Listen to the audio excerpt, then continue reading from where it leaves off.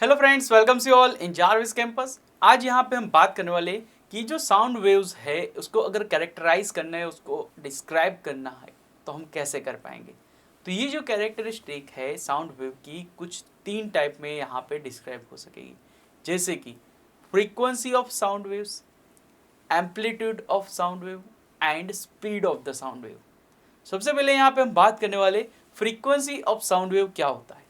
अभी समझिए कि यहाँ पे हमने कंप्रेशन एंड रेरफेक्शन पढ़ा था, राइट। वहाँ पे हमने बोला था कि जो भी पार्टिकल्स होते हैं मीडियम के अंदर, वो पार्टिकल्स क्या होते थे, जो भी पार्टिकल्स होते थे हमारे मीडियम के अंदर, तो वो मीडियम के पार्टिकल्स क्या होते थे, तो ऑसिलेट होते थे, राइट।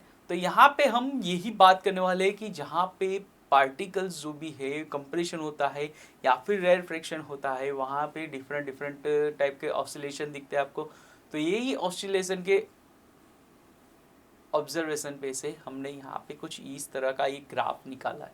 यहाँ पे ये ग्राफ के अंदर आप देख पाओगे कि ग्राफ जो है वो कुछ ऊपर की तरफ जा रहा है, कुछ नीचे की तरफ जा रहा है, राइट। तो ये जो ग्राफ है यहाँ पे, जहाँ पे पीक है ग्राफ का, उस वहाँ पे क्या होगा, मैक्सिमम प्रेशर होगा, यानी कि वहाँ पे कंप्रेशन ज़्यादा होगा। और जहाँ पे लो की तरफ जा रहे हैं यानी कि वहाँ पे रेरफेक्शन होगा, जहाँ पे एकदम ही लो प्रेशर होगा, राइट। अभी यहाँ पे जो पीक वाला पोर्शन है उसको हम बोलते हैं crest of the wave, and जो लोअर पोर्शन है यानी कि जहाँ पे लो प्रेशर है उसको बोलते हैं हम throw of the wave, right. यानी कि यहाँ पे देखिए, तो ये यहाँ पे ये एक कंप्रेशन और एक रेरफेक्शन है, राइट। यानी कि एक कंप्रेशन हुआ और ये एक रेरफेक्शन कंप्लीट जहाँ हो रहा है, ये जो डिस्टेंस है उसको हम बोलते हैं वेव लेंथ। यानी कि टू कंसेक्यूटिव कंप्रेशन या फिर टू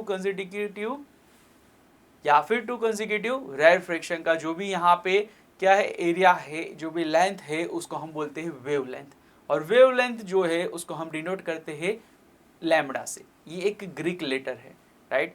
यहाँ पे ये जो लैम्बडा है इसका अगर ऐसा यूनिट पता लगाना चाहे तो वो है मीटर, राइट। लेंथ का ऑब्वियसली यहाँ पे लैम्बडा से इसको डिनोट कर रहे हैं, पर इसका ऐसा यूनिट क्या है, मीटर है। अभी यहाँ पे देखें तो ये जो कंप्रेशन एंड रेरफेक्शन है वो अकॉर्डिंग टू द टाइम होगा, राइट। यानी कि यहाँ पे हमें एक कंप्रेशन एंड रेरफेक्शन का यहाँ पे क्या करना है, फ्रीक्वेंसी इसको बोलेंगे।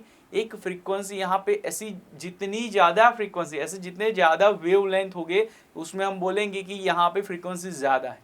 अगर वेव लेंथ कम है यानी कि यहाँ पे रेरफेक्शन एंड कंप्रेशन कम है, यानी कि बोलेंगे यहाँ पे फ्रीक्वेंसी कम है, राइट। यानी कि यहाँ पे आपको दो ग्राफ दिख रहे हैं, यहाँ पे दोनों ही ग्राफ में आप देख पाओगे कि पहले ग्राफ में जो है फ्रीक्वेंसी बहुत ही कम है। क्यों, यहाँ पे लो पीछे इस वजह से यहाँ पे फ्रीक्वेंसी बहुत ही कम है। क्यों, तो कि यहाँ पे देखिए तो रेरफेक्शन और ये कंप्रेशन जो है यानी कि जो वेव लेंथ है यहाँ पे उसका अगर काउंटिंग करें तो बहुत ही कम है अकॉर्डिंग टू दी किसके, तो कि दूसरा जो ग्राफ है उसके। यहाँ पे दूसरा जो ग्राफ है हमारे पास, वहाँ पे देखे तो वहाँ पे रेरफेक्शन एंड कंप्रेशन यानी कि यहाँ पे देखे तो बहुत सारे दिख रहे हैं आपको। यानी कि यहाँ पे ये जो है वो हाई पिच साउंड है, और हाई पिच साउंड है यानी कि फ्रीक्वेंसी यहाँ पे क्या होगा, बहुत ही बड़ा होगा, यानी कि ज़्यादा फ्रीक्वेंसी होगा, राइट। तो यही था हमारा frequency of sound waves. Thank you.